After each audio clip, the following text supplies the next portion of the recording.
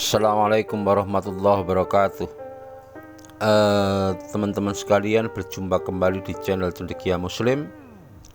Kali ini kita akan membahas konten terbaru dari Mbah Udin ya, yang aku nilai semakin lama semakin tidak waras.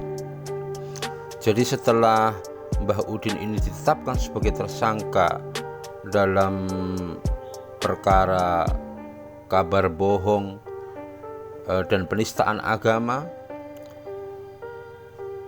atas apa yang dia lakukan, menghujat Islam, menghujat Nabi Muhammad.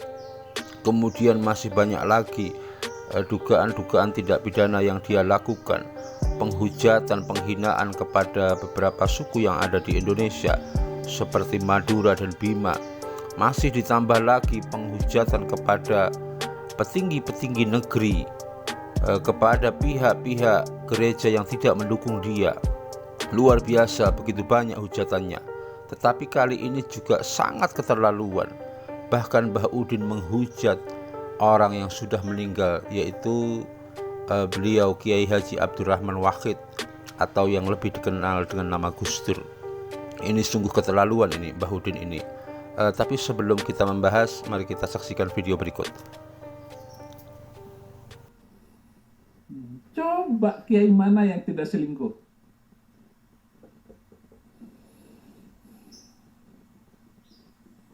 Tahun berapa itu Gus Dur terkenal, muncul beritanya dia selingkuh dengan orang dekatnya, Aryani. Saya masih ingat semua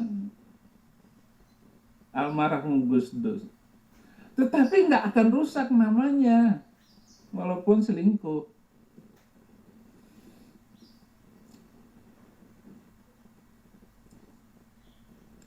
Gus Dur ya nggak perlu lagi melihat bagian-bagian tertentu.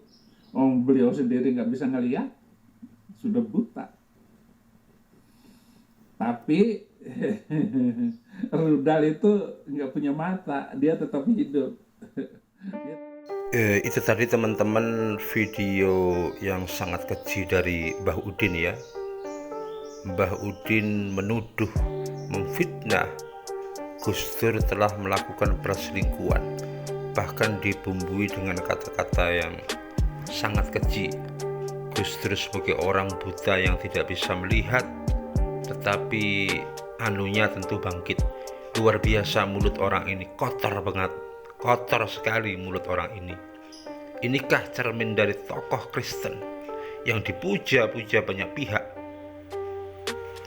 Jadi dalam pembahasan kali ini tentu seperti biasa, aku akan membahas, mengulasnya dari dua perspektif, yaitu dari ajaran Islam dan dari hukum negara. Dalam ajaran Islam, dalam sebuah hadis, beliau Rasulullah Shallallahu Alaihi Wasallam pernah menyampaikan, la tasubul amuta wa tu'dul ahya. Hadis ini diriwayatkan oleh Imam Tirmidzi, yang artinya kurang lebih, janganlah kalian semua menghina orang-orang yang sudah meninggal dunia, karena penghinaan itu akan menyakiti mereka-mereka yang masih hidup. Terkait dengan apa yang dilakukan Mbah Udin, tentu penghinaan Mbah Udin terhadap almarhum Gus Dur ini menyakiti banyak pihak, karena Gus Dur ini dikenal sebagai tokoh yang sangat demokrat, tokoh yang sangat toleran, tokoh yang dalam kehidupannya berjuang selalu konsisten, lebih melindungi kepentingan minoritas, tetapi bukan dalam artian tidak memihak pada mayoritas, tidak, tapi kecenderungan beliau akan memihak kaum-kaum yang minoritas dari adanya kemungkinan determinasi atau kesewenang-wenangan dari mayoritas. Itulah ciri beliau. Beliau adalah seorang tokoh besar, mantan Presiden Republik Indonesia, guru bangsa yang dilahirkan dari rahim ormas Islam terbesar di Indonesia, yaitu Nahdlatul Ulama. Jadi tuduhan perselingkuhan yang dilontarkan oleh Mbah Udin ini tentu akan menyakiti banyak pihak, menyakiti keluarga besar Gus Dur, menyakiti para pengagum Gus Dur dari lintas agama. Luar biasa keji dan kotornya mulut Mbah Udin ini.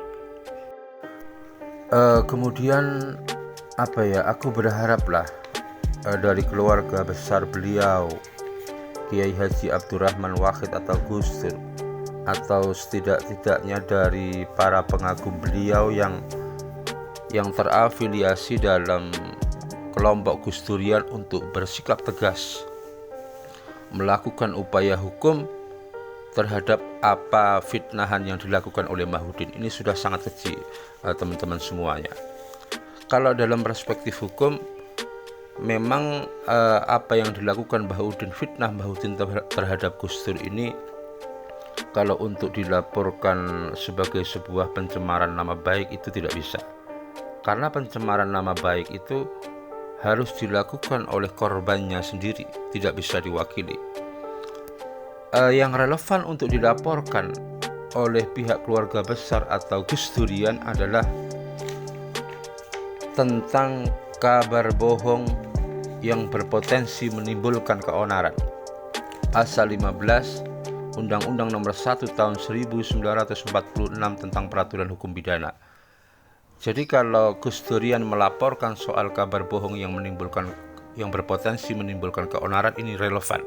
Ini yang kita harapkan. Karena berbahaya sekali apa yang dilakukan Mbah Udin ini.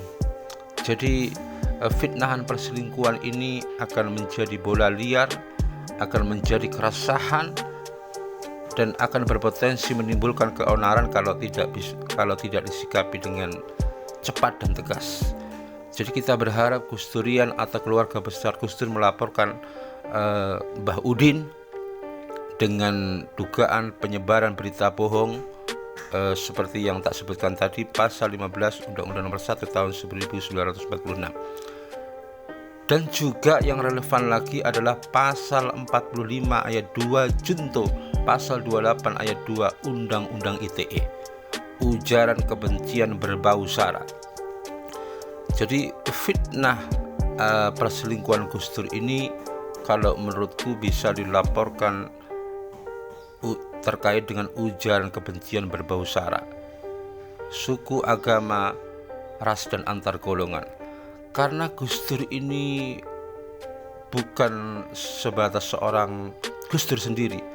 Beliau begitu banyak mewakili institusi atau kelembagaan selama beliau hidup.